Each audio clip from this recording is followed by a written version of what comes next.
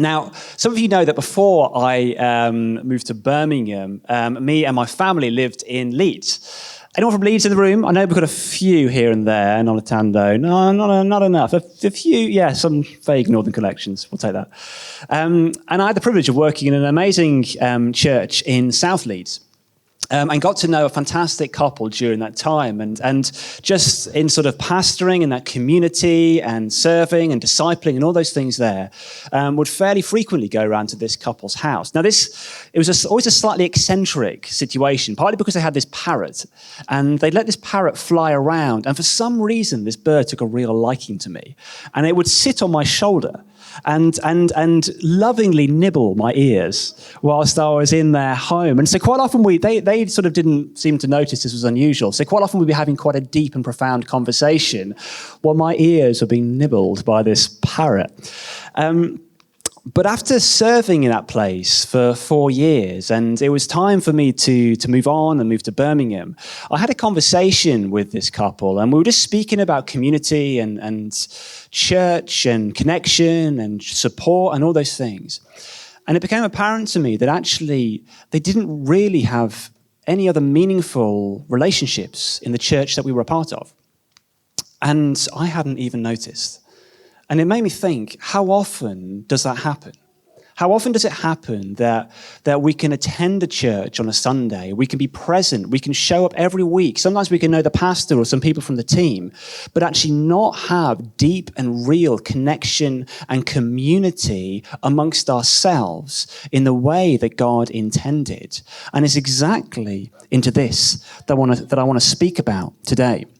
The passage that Nate came and read to us is from the Last Supper. So we're on the night before Jesus died, and he gathers his disciples around him. It's a Passover meal. They're reclining on the floor, leaning on an elbow. They're sharing the traditional Passover meal, and Jesus is speaking to them and teaching to them, and he's just about to go to the cross. So there's like an intensity about this, and there's a need for him to be really, really clear and defined about what he needs them to know about.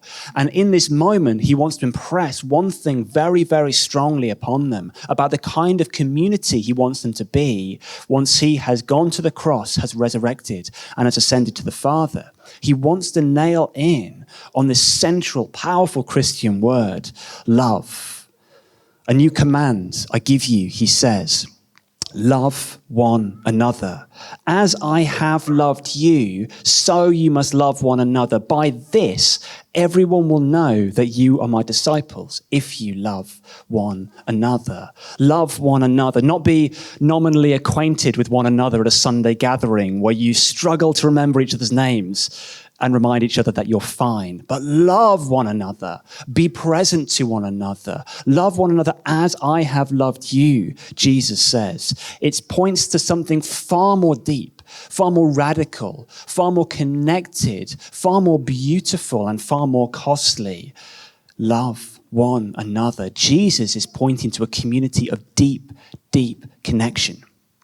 Now, our culture isn't always amazingly good at deep, deep connection, right? Before the pandemic, we had a rising mental health crisis. We had the term loneliness epidemic as common parlance in terms of analysis of culture. We had Theresa May appointing the Minister for Loneliness and quoted in the report around this as saying loneliness is one of the greatest public health challenges of our time. Tim Keller, a pastor in New York, a city in many ways not unlike our own, wrote about the fragmentation of community in his book Counterfeit Gods, and he wrote these words, saying contemporary life is about creating a self through the maximization of individual freedom from the constraints of community. It's like we're pulling away for community, he was saying, in our culture, rather than pressing into connection and into belonging and into co-participation in something. We are pulling away to say, how can I be more free and be more full? This has all been exacerbated by pandemic restrictions, as so many of us really know. Many of you will have caught the report that came out from the BBC at the back end of this week, saying that mental health, significant mental health issues has risen by 77% in young people in 1 year. Over 400,000 under 18s were referred to the NHS for specialist care between April and October 2021. Over 400,000. Mark Sayers, writing into this whole kind of image of a culture which has so often abdicated the depth of connection, writes these words. Hedonism, i.e. the pursuit of individual pleasure, offers countless pleasures but cannot produce meaning. Our tanks of freedom are overflowing, bursting at the seams, yet our tanks of meaning and the relational are dry and empty. The output of such a lopsided system is isolation and an increasing mental health crisis of escalating levels of depression and anxiety. The expansion of choice anxiety and information overload has created an endless sense of confusion and lostness, leading many to recoil from making any forward steps in fear of making the wrong decision. For many, especially in emerging generations, a sense of paralysis has become the norm. What do we find? And what do we speak into this cultural context? Where Jesus speaks, love one another as I have loved you, as his parting words to his disciples before the cross. But we look around and we see so much superficiality in our culture and such a lack of connection and therefore lack of human flourishing. Pete Greig writes powerful words in his book, The Vision and the Vow. He writes this: sometimes it is when we stop trying to be relevant that we actually become relevant to the watching world. Our irrelevance may well be the very message the world is looking for at this time. During its first 300 years, the church grew exponentially, and yet it was radically committed to a biblical lifestyle that often clashed with the prevailing culture. These Christians were in the world, but resiliently not of it. Their power lay in their purity. Their cultural relevance was rooted not in such superficialities as the clothes they wore or the music they listened to, but rather in their spectacular divergence from the cultural norm. I think when we come to the question of community and connectedness and love, Jesus is inviting us to a spectacular divergence from the cultural norm. It's saying into a moment where there is so much fragmentation and there's so much superficiality and there's so much lack of connection and all the wounding that comes from it, he's saying be spectacularly different in the way that you love one another. By this, he said then, and still speaks to us as a church now, by this, the quality of your love for one another, will everyone know that you are my disciples if you love one another. That line surprises me. It always surprises me. Because you kind of think he's more likely to say that people will know that we are his disciples by our fantastic social impact projects, or by the miracles that are performed, or by the quality of our social media, or the excellence of our coffee, or whatever it might be, our brilliant ability to answer hard questions. But actually, no, he says, it's by the quality of your love for one another that the watching world, so starved of real and authentic community, will primarily know you're my disciples if you have radical, spectacularly divergent love for one another. Jesus calls us to a vision of Christian community that is so profoundly different from the world around us. Today, I want to talk to us about Table. As we look at this question of connecting as a community, Table is at the heartbeat of how we do that as Anchor. We gather here on a Sunday. Sunday gathering has been a part of the church from the beginning. The scriptures urge us not to give up the habit of meeting together. We know that they met together on the first day of the week, i.e. for them Sunday, the day that Jesus rose from the dead, from early times. But we also read in the scriptures that the early Christians would frequently gather in homes, and nearly always around the meal table.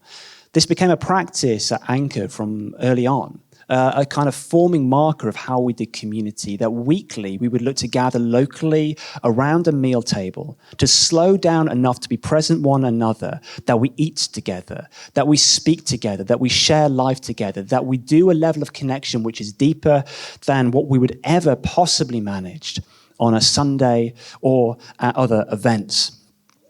That's it. Eat, be together consistently, regularly, week after week, and another kind of quality of love happens. And I want to look today at three things around this. Three essential things that happen in and around the table, and three challenges to us to make this work really well. Are you with me? Are we ready to go? Three things. Okay. First is this. Make time. Make time. When I realized quite recently that I started university nearly 17 years ago, which is starting to sound like a really long time ago, right? I know I don't look it. I know, moisturize and all that stuff. But 17 years ago, I started university, and I remember going to my halls of residence in the first week, and those of you who are at university or have been to university will know the feeling of you start living with these people who you've never met before, and there's an apprehension of, am I going to get on with these people, and are they going to get on with me? And I remember in my halls of residence thinking, I don't like any of these people. None of them are my kind of people. None of them are like my friends at home. None of them are like my family. And you can guess what happened. We had time together. And we spent meal times together, and we went to the pub together, and we talked together, and we watched movies together through the night, and all of that stuff. And those guys are still some of my closest friends to this day. Time is such an essential element of quality relationships. Søren Kierkegaard wrote that most men pursue pleasure with such breathless haste that they hurry past it. Most of us are too busy, he was essentially saying, to get into the things that are really pleasurable and life-giving in life. How true this is of our generation.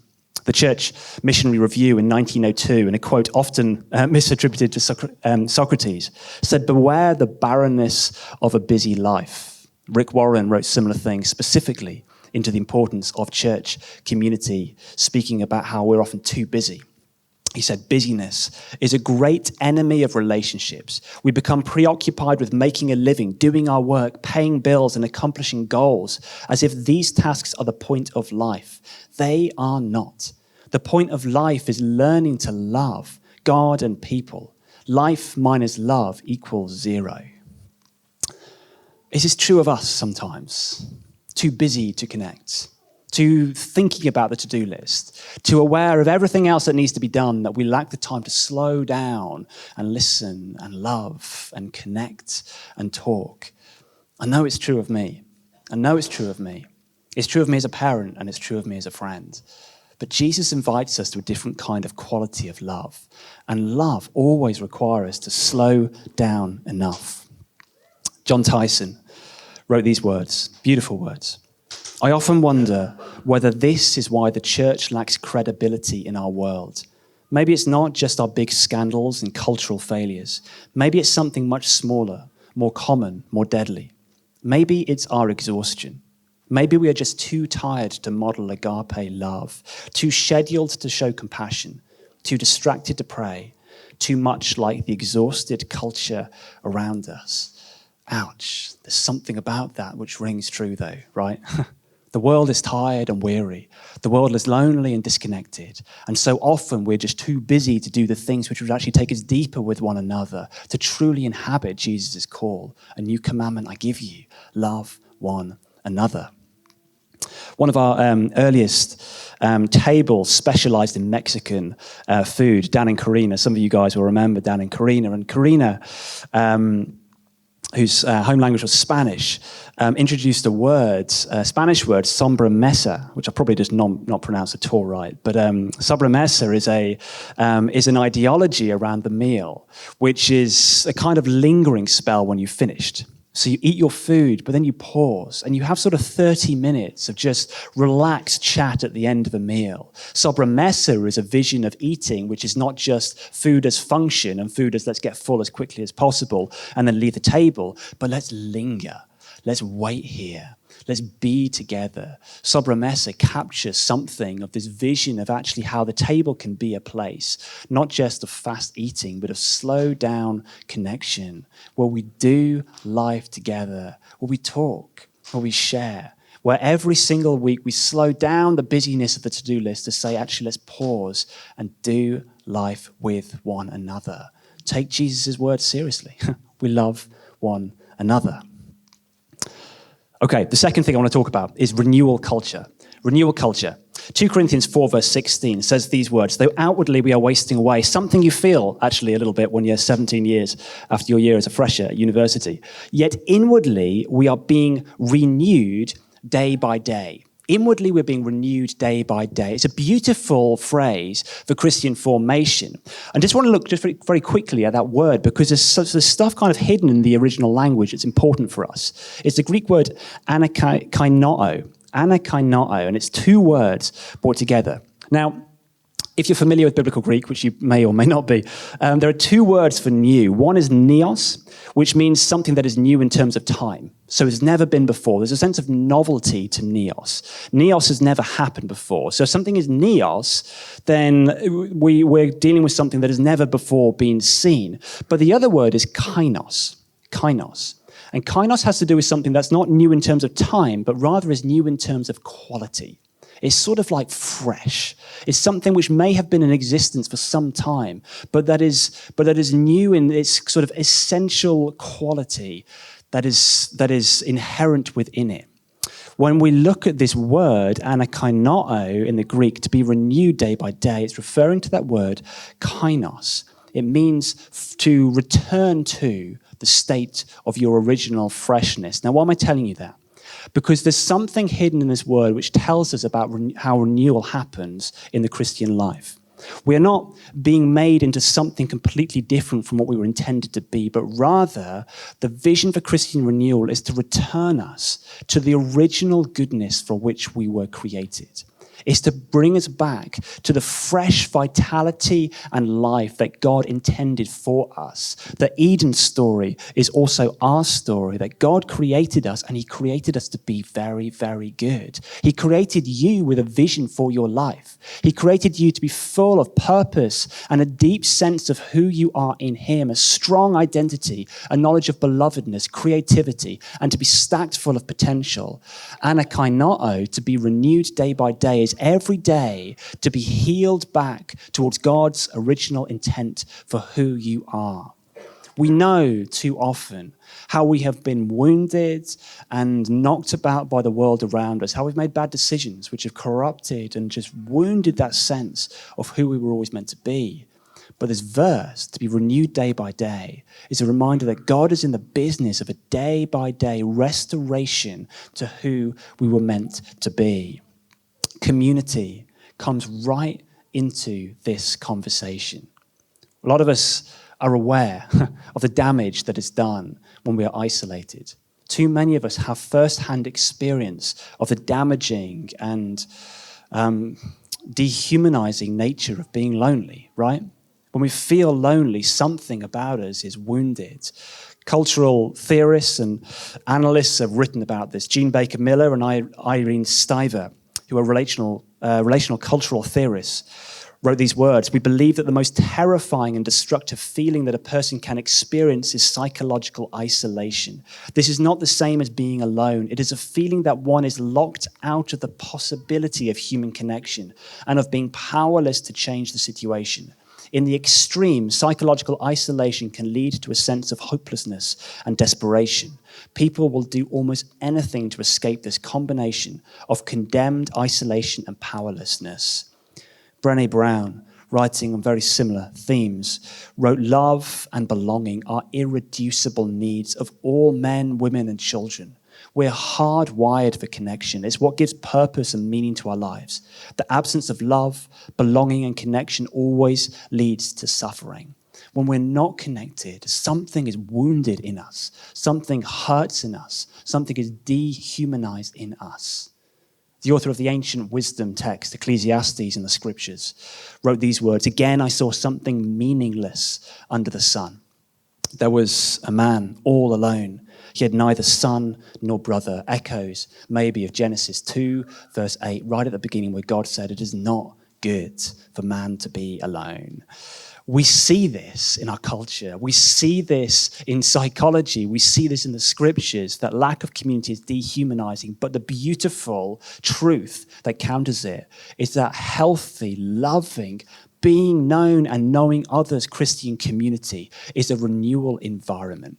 It's a restoring environment. It's a reminder of who we are environment. One of the dreams that we've always had as a church community is to be a place where each of us is becoming more whole, where each of us is becoming more whole. And as we began this church some 2.5 years ago, we knew that for that to be a reality, then it would have to include places of genuine belonging, because we simply cannot heal. We simply cannot become more ourselves. We simply cannot be restored to all that God intends for us without connection to one another. We simply cannot be renewed day by day without love one another.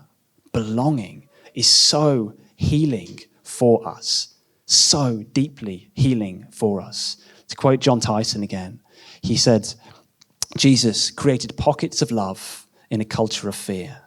Table is pockets of love. It's little places where we are together, where we learn to do life together, where we share our stories with each other, where we tell the truth of who we are and who each other are with all of our heart. Those places of belonging give life to our souls. They are renewal day by day, renewal culture. And the third thing I want to talk about is your front door.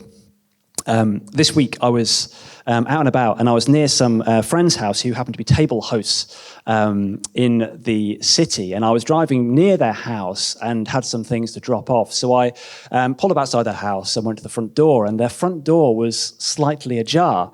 So being the nosy pastor that I am, I decided to walk in unannounced and walked into their kitchen in the middle of their weekly table gathering. Jared and Becky, hi guys. I assume you normally do close the door. But normally the intention is.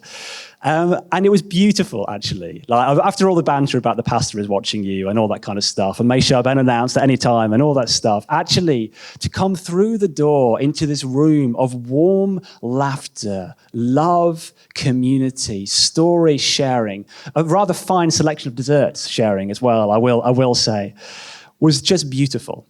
Now, across this city through the week, we have multiple communities like this happening, places of growth and belonging. But there's something else which I think happens throughout the week across the city as well. Every single one of us who is connected to a table has that moment before table where you're like, oh, I can't be bothered to go to table tonight, right? Is it just me? Just that kind of thing of, it would be so much easier. You took a while to know you were allowed to laugh at that one. It's all right, we're all friends here, we can be real. That moment where you're like, I'm a bit tired, actually, and I could get my shoes on, get my coat on, brush my teeth, go out, or I could just roll into my onesie and put on Netflix, right? I could run a bubble bath and get a glass of something nice and just settle down. Like, community is costly. And often the obstacle to community is that thing of, I'm just going to get out my front door and go. And the depth of community that awaits us just requires that simple, consistent thing of every time we feel that thing of, oh, you know what, I can't be bothered this week. It'd be so much easier to hide, to be, I'm going to go. I'm going to leave my front door. I had the words of Bilbo Baggins in my head as I was planning this. Some of you know this, where this is going. It's a dangerous business, Frodo, right? Going out your front door, you step onto the road, and if you don't keep your feet, there's no knowing where you might be swept off to. Bilbo's surface-level wish is often to go and hide by his fire, but just the beautiful thing about Bilbo is he's also this adventurer at heart who dreams of a bigger life than the one that is hidden away behind his hobbit hole door. The vision of table, the vision of belonging, the vision of love your neighbor that we see in Jesus requires the intentionality of, I'm going to go again. I don't feel like it this week. There's probably a few of you out there who do. So I'm an introvert, so maybe I just never feel like seeing anybody. But actually, the bold step, I'm going to go out the front door. I'm going to go. I'm going to join in. And I'm going to consistently be present in this thing, because in the consistency of it, in the willing engagement of love one another over time, healing, renewing, deep, countercultural, love one another. By this, the world will know that you are my disciples. Community gradually forms. John Wimber spoke these words. Love one another is easy when you're watching television. But when you have to go do things with people, some you don't even like, and that can happen at table as well, much less love, that's where the rubber meets the road. That's where love happens. When we engage, when we connect, when we join in, when we go. John, not different John in the scriptures, who wrote John's Gospel, writes later in the New Testament, just reflecting on this command and call of Jesus to love one another, wrote these powerful words, and they reflect to us something about how Christian community, do the band want to come back up, how it could work. He said, this is how we know what love is. Jesus Christ laid down his life for us, and we ought to lay down our lives for our brothers and sisters. If anyone has material possessions and sees a brother or sister in need but has no pity on them, how can the love of God be in that person? Dear children, let us not love with words or speak, but with actions and in truth. Let us not love by just talking about it. Let's not go to church and say, we know love's important, but let's leave the house. Let's go. Let's join in. Let's do it. Because love is active. It's a verb. It's a join in and engage word. The vision of community in our generation in this moment is step out, engage, and come and join in. Okay, there's one more thing. These guys are going to lead us into worship in a moment. But there's one other massive elephant in the room that we've got to name before we finish. If you are an astute Anchor Church member, you will know that if you go on our website at the moment and attempt to sign up for a table, it will say, this table is full, this table is full, this table is full, this table is full. I think there's one which isn't full, so you can all rush there. But it's full. It is actually full. So we are... around about 70% of us are in a table. But actually the next stage for us is that we have to be really intentional as a community. If we believe in this and we want this to grow and we want it to grow, we want to make space for all of us. But more than that, we also want to make space for the city to come and join us. So we can invite our neighbors to come and get a taste of, by this, people will know that we are his disciples because of how we love one another. We need to multiply table. And so what I want to ask you guys today is to very intentionally and prayerfully consider, is planting a table a part of the next season for you? You may not have been coming here for ages. You might have been coming for some time.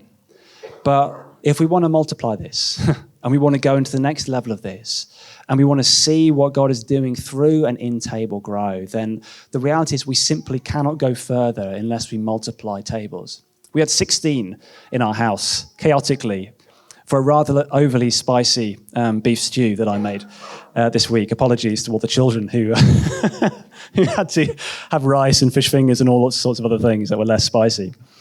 Some tables have had more than 20 coming along. We're rammed. But there's a next stage of this, and it's going to involve a number of us saying, okay, I want to be involved in the next stage of this adventure. I want to step up and plant. If you are thinking there's something on this for me about planting a table, we ask for two things. We ask for people with a heart for hospitality, and we ask for people whose lives are surrendered to Jesus. That's it. That's it. You don't need a big house, like ram in. Some of the best tables are squashed in. You don't even need a table. Some of the best tables have been mingled around the living room floor as we eat food off our laps. You don't need a big budget. If you're like, I've got no budget, that's cool, we can help with that. You just need a heart for hospitality and a life surrendered to Jesus. And we would just love to set you loose in all that God wants to do in the multiplication of this. If that's you, speak to me or speak to Taylor, who co-leads Table with me and Lydia. We'd love to hear more from you. Pockets of love. Pockets of love.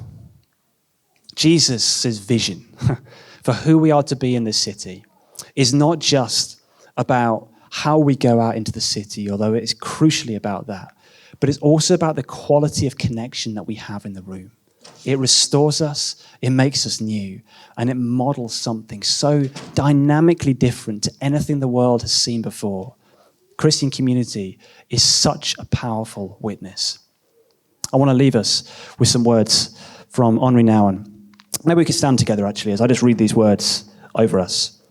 And the band are going to start playing over us, and then we're going to pray together. Henri Nouwen, in his book, Life of the Beloved, wrote these words. Isn't a meal together the most beautiful expression of our desire to be given to each other in our brokenness. The table, the food, the drinks, the words, the stories. Are they not the most intimate ways in which we not only express the desire to give our lives to each other, but also to do this in actuality? Let's pray.